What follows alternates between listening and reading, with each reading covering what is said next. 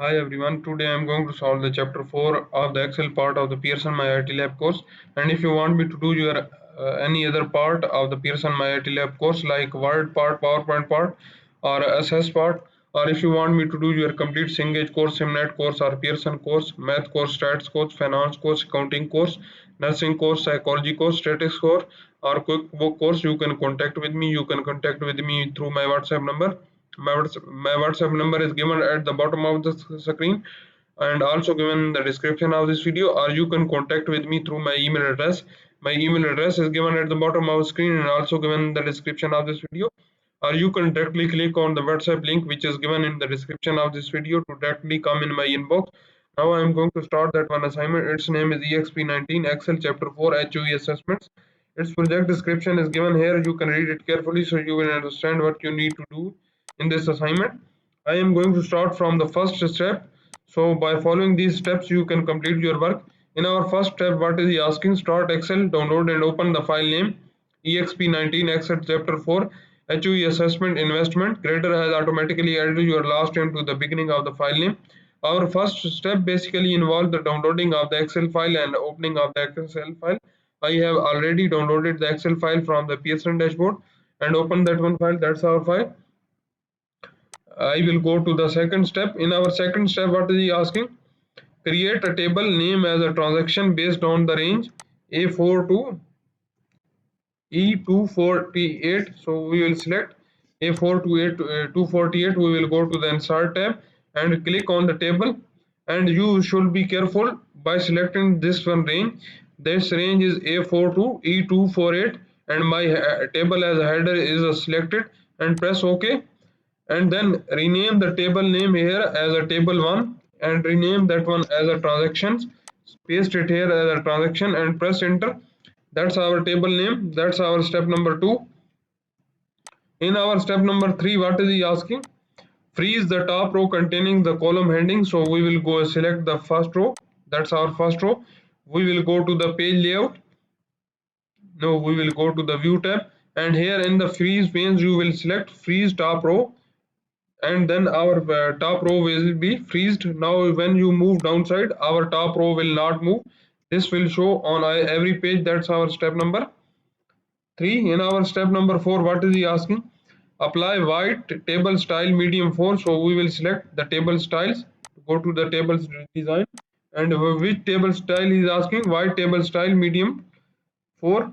That's our white table style medium 4. That's now applied to our table. That's our step number 4. In our step number 5, what is he asking? Add a new column name as a percentage change. So we will copy that one and paste it as a new column name as a column F as a percentage change and press enter. So our formatting is applied to that one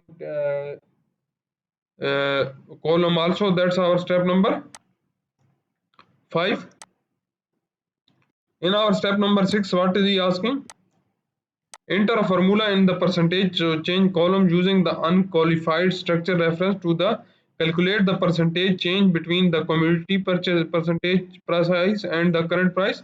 He gives us a hint here, last one, purchase price over the current price. So we will select just is equal to purchase price over current price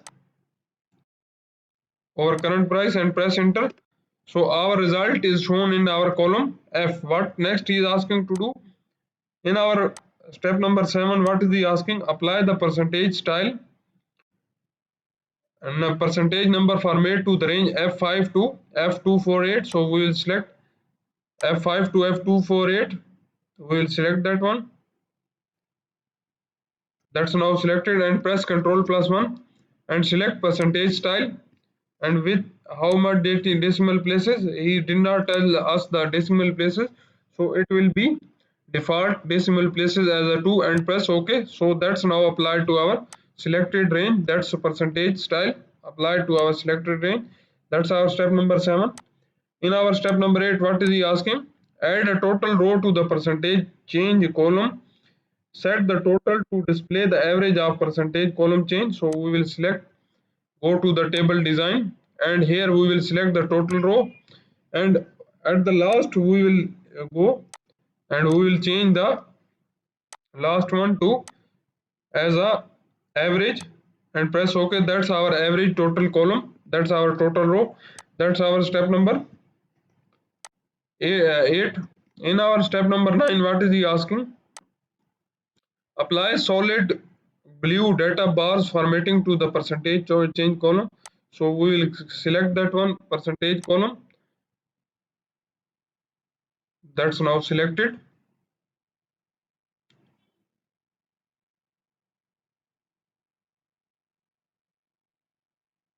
That's percentage column. We will go to the home tab, and here we will select conditional formatting and data bars. We will select blue solid fill blue data bars. That's now applied to our required range. He asks us in our 10th step, what is he asking? Filter the data to display only stocks and bonds. So we will say go to the filter, that one, that's our community. We will just select the bonds and stocks, uncheck the CD and press OK. That's now applied to our selected range. That's our step number 10. In our step number 11, what is he asking?